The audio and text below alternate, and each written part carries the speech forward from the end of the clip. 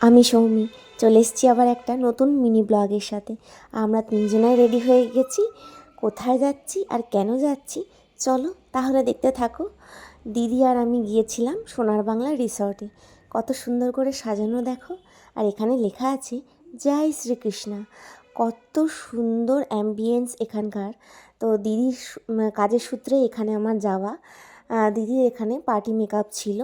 এখানে বাইরের থেকে অনেকে এসেছিলেন তাদের ছেলের বিয়ের উদ্দেশ্যে। তো দিদিকে তারা বুকিং করেছিলেন, তো সেখানেই আমরা গিয়েছিলাম। সেটা হচ্ছে বাহাদুরপুরে, একটু দূরে আছে কৃষ্ণনগর থেকে, খুব একটা দূরে না। দেখো কত সুন্দর অ্যাম্বিয়েন্স, আর অনেকটা জায়গা এখানে, প্রচুর স্পেসিয়াস আর খুব মেনটেনেবল একটা প্লেস। ভিতরটা দেখো কতটা সুন্দর। দিদি ফার্স্টে জিজ্ঞাসা করে নিল যে দিদিকে কোথায় যেতে হবে, মানে আর কি কোন নাম্বার আছে এখানে, সব রুমের নাম্বার। তো এই রিসেপশনে জিজ্ঞাসা করার পরে তখন ওনারা বলে দিলেন যে আপনারা ওই সেকশানে এখানে যারা বসে আছে ব্রাইড আর গ্রুমের তরফ থেকে এই দাদা দিদিদের কাছ থেকে জেনে নিতে যে কোথায় দিদিকে যেতে হবে। তো দিদি ফার্স্টে এসেই তাদেরকে জিজ্ঞাসা করে নিল যে আমাকে এরকম বুকিং করা হয়েছিল, তো আমি কোন রুমে যাব। তো তারা লিস্ট দেখে, তাদের এখানে লিস্ট করা আছে যে কোন কোন মেকআপ আর্টিস্ট আসবে, তাদের ফোন নাম্বার, কন্ট্যাক্ট ডিটেলস, তারপরে কোথায় কোন রুমে তাদেরকে মানে যেতে হবে আর কি। মানে ভীষণ সুন্দর অ্যাম্বিয়েন্স আর খুব পরিপাটি সাজানো গোছানো।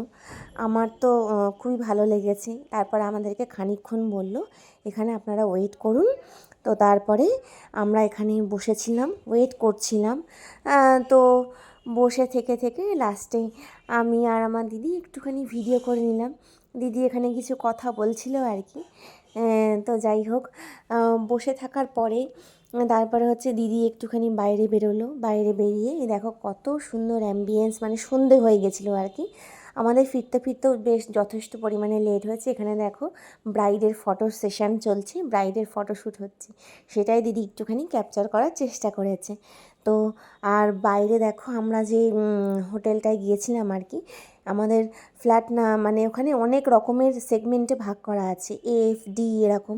তো আমরা এফে গিয়েছিলাম। তারপরে আমরা রুমে গিয়ে যখন দিদি কথা বলছে আর কি, লেহেঙ্গাটা কত সুন্দর দেখো, মানে জাস্ট অসাধারণ। আমার তো কালার কম্বিনেশান, ডিজাইনটা ভীষণই ভালো লেগেছিলো। মানে এত সুন্দর একটা লেহেঙ্গা। এই লেহেঙ্গার ডিজাইন বলো, মানে যে ওড়নাটা ছিল, তারপরে যে ব্লাউজটা ছিল, খুব সুন্দর লাগছিলো। আর দিদি এদেরকে সাজিয়েছিল হচ্ছে ম্যাকের প্রোডাক্ট দিয়ে। ক্লায়েন্ট চয়েস করেছিল যেটা, সেই রকমভাবে দিদি সাজিয়েছিল। তো আমার তো সাজানোটা খুবই ভালো লেগেছে। তোমাদের কেমন লেগেছে তোমরা কমেন্ট করে জানিও। দিদি একদম সবাইকে সফট একটা সাটেল লুক দেওয়ার চেষ্টা করে, যে এরকম ক্লায়েন্টরা বলে থাকে। এটা হচ্ছে সেকেন্ড পার্টি মেকআপ। এখানেও দিদিকে বলে দিয়েছিল একদম সফট অ্যান্ড সাটেল, একদম জাস্ট স্কিন ফিনিশড যেটা হয় সেটাই। চলো আজকের মতন এখানেই।